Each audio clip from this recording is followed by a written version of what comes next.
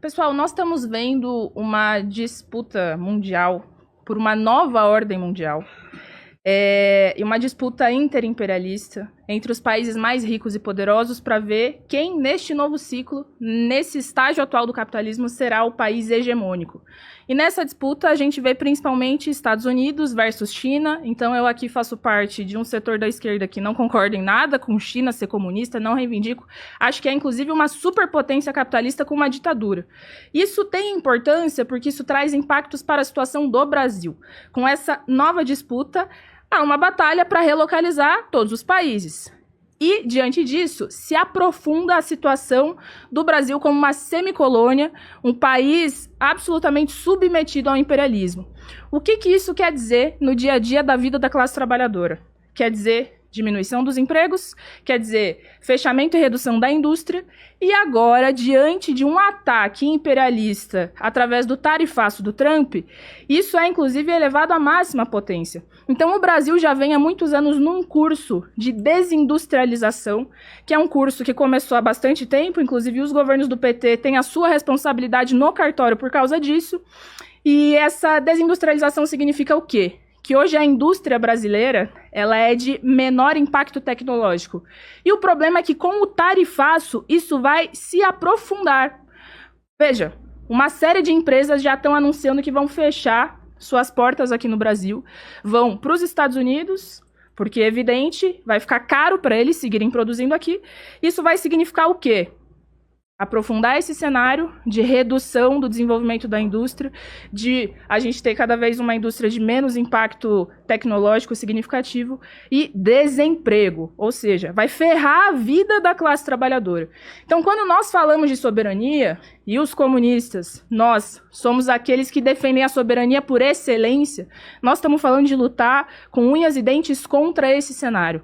Nós estamos falando que a gente vai defender o emprego da classe trabalhadora, que a gente vai defender que exista uma indústria nacional brasileira, que nós não somos entreguistas, muito menos para imperialismo. E hoje, diante de mim, tem uma bolsonarista. Os bolsonaristas são aqueles que se dizem os mais patriotas, mas que são os patriotas de Araque, os patriotas mais fakes dessa história. Porque diante dessa situação de caos e calamidade no país, estão concordando com as medidas do Trump, que vão afetar, sobretudo, a sua vida, a minha vida, os produtos vão ficar mais caros, desemprego, se já é ruim, vai ficar pior. Então, Eduardo, eu quero saber, diante disso, o que você acha do tarifaço da intervenção do Trump na política e na economia brasileira?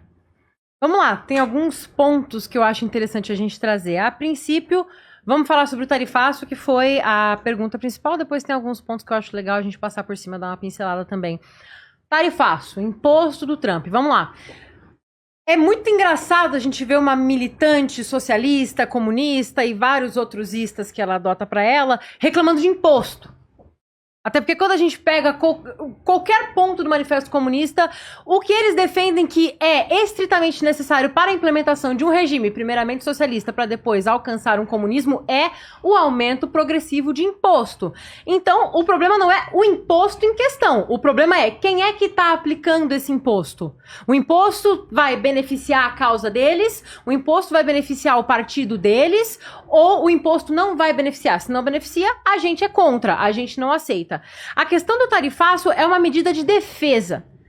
Os Estados Unidos acabam se vendo na posição de serem obrigados a monitorar certas nações que acabam caindo em ditaduras que possam, inclusive, aterrorizar o sistema americano. O que a gente vê no Brasil é uma coisa sem precedentes. A gente vê uma ditadura judiciária. Isso é o que a gente não viu em outros países ainda. Não é do interesse de nenhuma democracia que o modelo de estado de exceção que existe no Brasil se expanda para fora. Que daqui a pouco a Suprema Corte dos Estados Unidos comece a querer legislar também. Não é interessante para eles que esse precedente seja aberto. Portanto, eles vão fazer o que estiver ao alcance deles para tentar frear, para trazer um freio de arrumação para impedir a progressão desse sistema que domina o Brasil hoje. Eles encontraram no tarifaço uma forma de tentar frear os abusos cometidos pelo STF para evitar que esse precedente se intensifique e que daqui a pouco isso comece a afetar, comece a criar tendência em solo americano. Agora, teve só outros dois pontos que você citou que eu acho interessante a gente passar por cima, só para não deixar passar batido. Você falou que o Brasil se torna uma colônia de outros impérios. Realmente, o Brasil se torna uma colônia chinesa. Diversos pedaços do porto brasileiro sendo literalmente vendidos para a China. Tem até escola brasileira sendo vendida para a China. Tem partidos políticos, tem políticos da velha política sendo financiados pela China. Agora, é um pouco difícil você vir aqui e dizer que a China é um país capitalista, é uma ditadura capitalista, quando o nome do partido deles é Partido Comunista Chinês. Quando eles batem no peito para falar de comunismo. É um sistema comunista que percebeu que comunismo não funciona, então abriu o mercado para não falir. Porque assim como o Brasil é um país de proporções continentais. E se fechasse a economia tanto assim, daqui a pouco tempo ia estar todo mundo morto de fome, como aconteceu em todos os países onde o comunismo foi posto em prática. Então precisa abrir o mercado para abrir os meios de ação para não morrer todo mundo de fome. Mas a partir do momento em que o partido dos caras se chama Partido Comunista Chinês, é meio difícil dizer que é uma ditadura capitalista. Mas tudo bem, filho feio ninguém quer assumir mesmo. Não tem problema. Tem mais 2 minutos, quer passar? Não, tudo bem, pode passar. Pronto. Não, veja, Eduarda, eu não julgo as coisas pelo que elas dizem de si, eu julgo elas pelo que elas são. Da mesma forma como vocês se dizem patriotas e acho que vocês são os maiores entreguistas da história da política brasileira e nesse momento mais ainda, o nome do Partido Comunista Chinês não diz muita coisa sobre o conteúdo. É uma forma.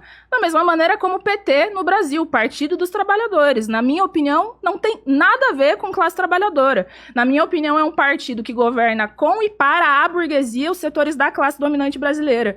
Agora, não entendi o que você estava querendo dizer sobre imposto, aumento de imposto. Eu, inclusive, sou a favor da classe trabalhadora pagar menos impostos. Eu, meu partido e socialistas, pagar menos impostos. Agora, sou a favor de aumentar imposto sobre quem? Os super ricos, os bilionários. Hoje, nós temos um cenário no mundo em que o número de bilionários aumenta cada vez mais, a concentração de renda aumenta,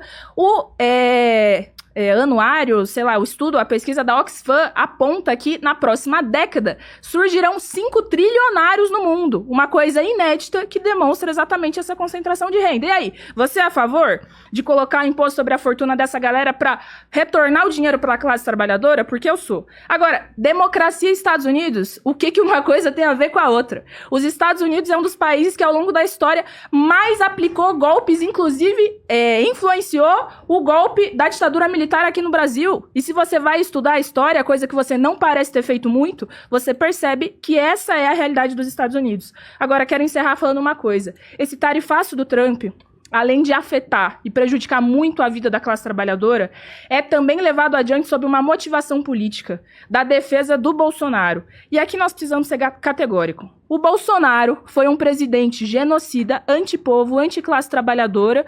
E se hoje ele está sendo perseguido, se hoje ele está sendo punido, é com muita razão. É porque cometeu crimes. Então não venha falar de democracia, quando, na verdade, o Bolsonaro foi o presidente e a figura política brasileira que mais exaltou e fez odes à ditadura e ao militarismo na história do nosso país. E eu defendo, sim, a prisão para Bolsonaro, para todos os golpistas. Aqui na capa do jornal do PSTU, demonstra que essa é uma das matérias principais dessa quinzena. Recomendo todo mundo a procurar Opinião Socialista na internet e adquirir a sua edição.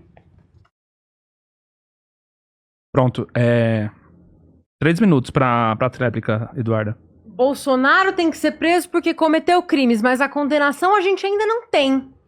Reviram a vida do Bolsonaro desde antes de 2018, até agora não acharam um A suficiente pra condenar ele.